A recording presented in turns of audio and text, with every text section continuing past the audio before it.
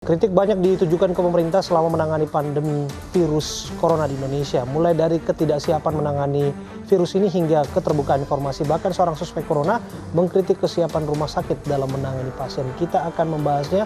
Sudah ada Muhammad Fahri Mukhtar, suspek corona. Selain itu juga ada anggota DPR Komisi 9 Saleh Partaunan Daulay. Ada juga di sambungan telepon juru bicara Presiden Fajrul Rahman. Assalamualaikum, selamat malam Bapak. Ya, saya terlebih dahulu ke Pak Fahri. Pak Fajrul Rahman. Ya, baik. Ya, sebelum saya ke Anda, barangkali Anda juga bisa mendengarkan apa yang akan disampaikan oleh seorang suspek corona, Mas Fahri, yang akan bercerita.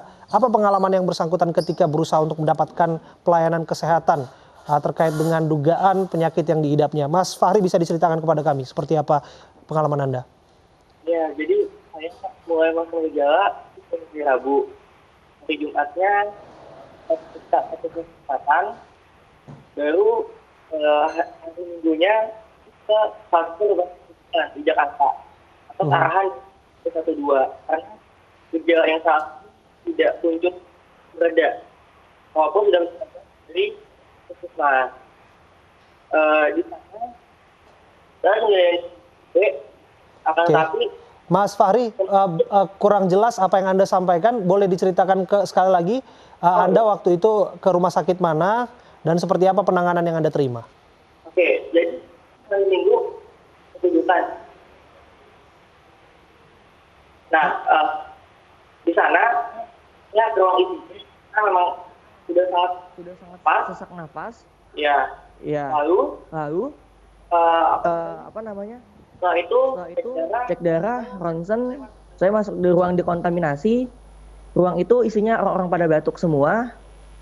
Setelah itu 1-2 jam berdasarkan ronsen, saya dinyatakan bronkitis dan suspek corona oleh pihak dokter dan dipindahkan ke ruang isolasi. Nah, mungkin yang menjadi catatan saya adalah kenapa saya bilang rumah sakit ini tidak siap, karena rumah sakit ini memiliki keterbatasan ruangan. Keterbatasan ruangan sih yang paling sangat terlihat. Karena satu ruang isolasi itu diisi sampai 6 orang. 3 orang di bed kasur dan 3 orang di kursi roda. Begitu pula di ruang dekontaminasi, itu diisi oleh 3 orang di bed dan 2 orang di kursi roda. Dan luas ruangannya itu juga tidak proper untuk sejumlah orang tersebut. Tidak ada pembatas yang cukup memadai lah. Kalau misalnya di protokol kesehatan jarak amannya sekitar 1 atau 2 meter, itu antar pasien ya nggak bisa mencapai jarak segitu. Oke. Selain itu, apa yang Anda sesalkan? Barangkali bisa Anda ceritakan juga bagaimana Anda bisa disimpulkan menjadi suspek corona, Anda kontak dengan siapa dan sebagainya. Oke, jadi tanggal 6 sampai tanggal 8 itu saya ada acara di Kota Tua. Saya menginap di salah satu penginapan di sana. Di penginapan tersebut itu banyak sekali wisatawan mancanegara WNA. Dan di sana kami menggunakan alat makan seperti piring, gelas, sendok itu bersama.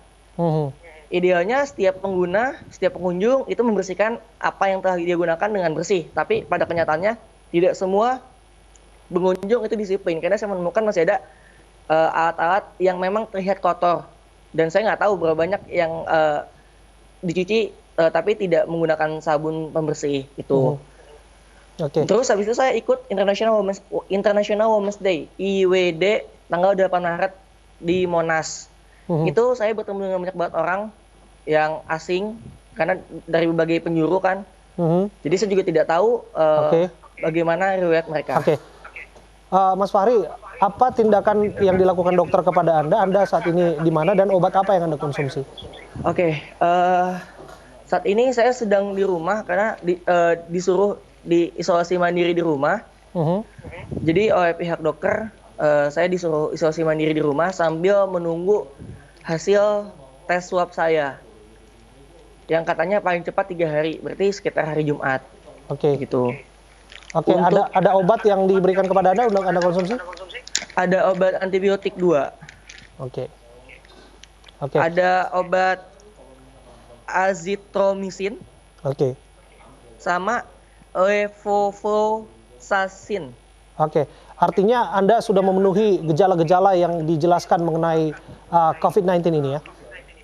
Ya, betul. Oke, Terus, kondisi Anda mungkin sekarang seperti apa? Stabil atau ada gejala yang tidak. sangat berat? Kondisi saya belum bisa dikatakan stabil karena badan saya naik turun. Martin kata kadang batuknya tidak muncul, tapi kadang sangat intens sekali. Begitu juga dengan sesak nafas saya dan demam ringan yang saya rasakan. Oke. Kami berharap yang terbaik yang akan Anda dapatkan, utamanya soal penanganan dan kondisi Anda begitu, Mas Fahri. Saya akan mencoba berbincang juga bersama dengan juru bicara Presiden, Mas Fajrul. Halo. Selamat malam, Mas Fajrul. Udah kedengar? Oke, yuk. Mas Fajrul. Ya, apakah kita masih tersambung dengan Fajrul Rahman, juru bicara Presiden? Ya, nampaknya belum bisa saya dengar suaranya dengan baik. Saya kembali ke Fahri. Fahri, Anda selain bahwa ini unek-unek Anda tuliskan juga di media sosial dan ini sudah mendapatkan respon dari berbagai kalangan, ada tidak hal lain yang barangkali Anda sesalkan? Mungkin salah satu halnya adalah keterbukaan informasi data. Oke. Per hari ini kan tadi kalau nggak salah udah 200 lebih ya, Mas? Betul. Pasien yang dinyatakan positif. Betul. Ya, tapi kita tidak pernah mengetahui riwayat perjalanan dia selama sebelum dinyatakan positif sama di Indonesia. Oke. Padahal bisa jadi ada orang-orang di luar sana yang secara tidak sengaja mungkin berpapasan di bandara, di kendaraan umum, atau di tempat-tempat lain.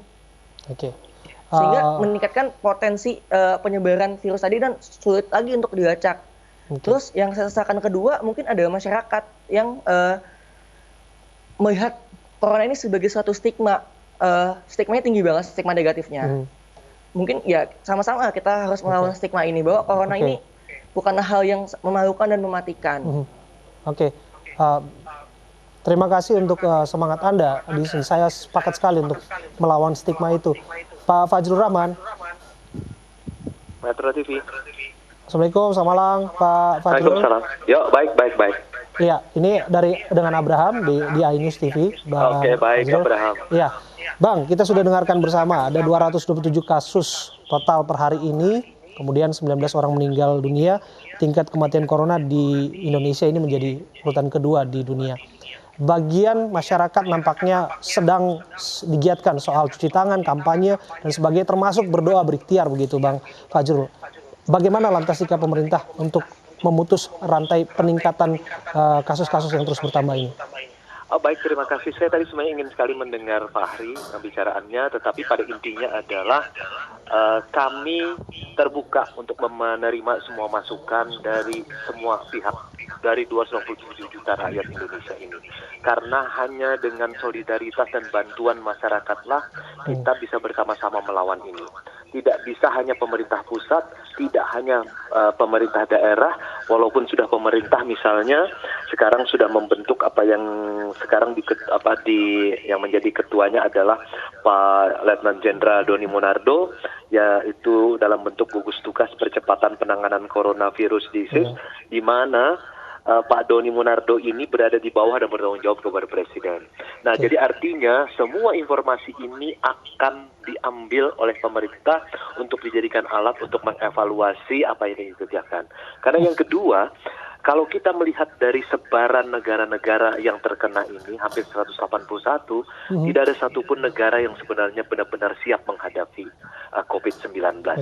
Semuanya mencoba melakukan cara-cara khusus yang kontekstual dengan kemampuannya, kemudian juga bekerja sama dengan pihak lain. Dan kita berterima kasih juga. Ya, seperti Bang itu. Fajrul, mohon maaf saya potong agar lebih spesifik soal kemampuan tadi, soal kesiapan fasilitas kesehatan kita dan infrastruktur dan sebagainya. Benarkah bahwa ada indikasi ini sudah mulai over kapasitas, sehingga pada akhirnya ada Wisma Atlet yang di Kemayoran ini sudah disiapkan juga untuk menampung pasien-pasien suspek corona? Iya, semuanya kan disiapkan dalam kondisi seperti ini. Bahkan kan dimungkinkan untuk memakai semua fasilitas-fasilitas yang bukan saja milik pemerintah seperti Wisma Atlet tersebut, tetapi juga milik-milik swasta pun sangat dimungkinkan dalam kondisi seperti sekarang ini, dan pemerintah punya hak untuk melakukan tersebut sebenarnya.